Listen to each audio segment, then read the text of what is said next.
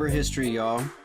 Let's take a few minutes to share some of the December anniversaries in labor history, as well as important days from a social justice perspective. I compiled this information primarily from the 2022-23 edition of Planning to Change the World, a plan book for social justice educators. This excellent planner is published by the Education for Liberation Network, and I wanted to make sure I gave them full credit. And of course, shout out to the Zen Education Project, which was also a key source. So let's get started. December 1st is World AIDS Day.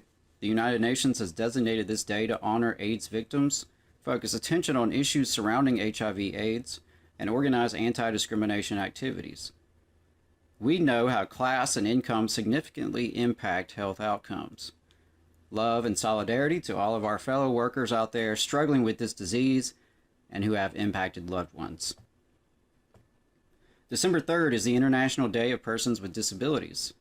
Launched by the UN in 1992, International Day of Persons with Disabilities aims to promote an understanding of issues faced by people with disabilities with a view toward ensuring the dignity, rights, and well-being of this often marginalized group. December 3rd is also the 40th anniversary of the UN World Program of Action Concerning the Disabled.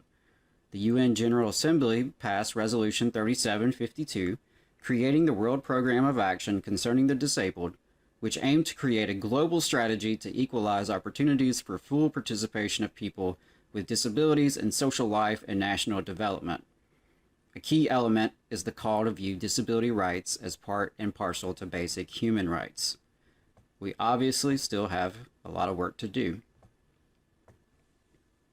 December 5th is the 80th anniversary of the Manzanar Uprising, which was one of the most significant acts of resistance in the Japanese internment camps. Tensions were already high in the camp because of mistreatment by the guards and suspected corruption among the administrators. Thousands of prisoners protested after one prisoner was arrested in the beating of another prisoner believed to be informing to the administration. 2 people were killed and several others were injured when guards fired on the protesters. While maybe not considered traditional labor history, the internment of Japanese Americans is part of American history we should never forget. December 10th is International Human Rights Day, celebrating the UN's adoption of the Universal Declaration of Human Rights in 1948. The Universal Declaration of Human Rights, among other things, says, quote, "Everyone has the right to form and to join trade unions for the protection of his interests." December 18th is International Migrants Day. There are an estimated 200 million migrant workers in the world. The UN marks this date to recognize this diverse group of workers and the economic, social, and political contexts that affect their rights and livelihoods. This year's World Cup is just the latest international spectacle built on the blood and sweat of migrant labor. December 18th also marks the 50th anniversary of the Christmas bombing campaign of Vietnam.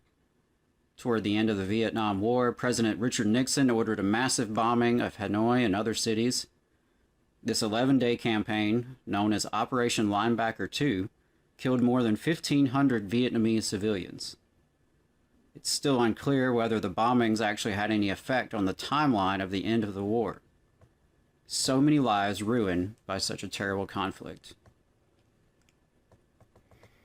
In the labor movement, we know that immigrants have long been used as scapegoats, with politicians hoping to rile up nativist sentiments to distract and redirect working class outrage. December 24th is the 70th anniversary of the McCarran-Walter Act. This act reinforced the racist national origins quota system established by the Immigration Act of 1924. Annual quotas were set at 1/6 of 1% of each nationality's population in the U.S. in 1920, ensuring almost all available visas went to Northern or Western Europeans. While the new law reversed policies preventing immigration from Asia, it imposed a 100 visa annual limit for every Asian country, ensuring Asians would remain a tiny proportion of new immigrants. Just one chapter in a long story of immigration struggles, with politicians deciding who gets an open door and who gets shut out.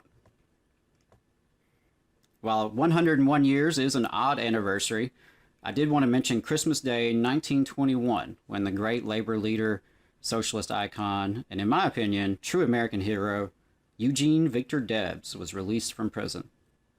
Sentenced to prison by the Woodrow Wilson administration for speaking out against World War I, his sentence was finally commuted more than 3 years after the end of the conflict by President Warren G. Harding. A good reminder of the ways free speech has never really been free in this country, the retaliation that has been directed at so many change makers throughout our history, and the remarkable resolve demonstrated by organizers dedicated to building a better world. December 28th is the 110th anniversary of the first publicly owned mass transit system in the U.S.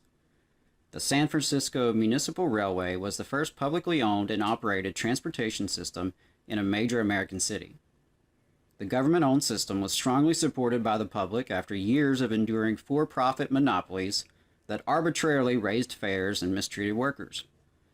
A bond proposal was overwhelmingly passed in 1909 to pay for the system. Other cities, such as Boston, Philadelphia, and New York, offered public transportation, but they were operated by private companies. And finally, we recognize that December is full of holy days for many of the world's religions. Whatever you do or don't celebrate, we sincerely wish all of our listeners a happy holiday season. You just saw a clip from the Valley Labor Report. We are live every Saturday morning from 9:30 a.m. till 12:30 p.m. And we pride ourselves on keeping all of our content free to everybody so that we can talk to as many working folks as possible. If you support the work that we're doing, you think that it's important, you think that it's good, then consider making a monthly contribution to the project, and you can do that on our website, tvlr.fm.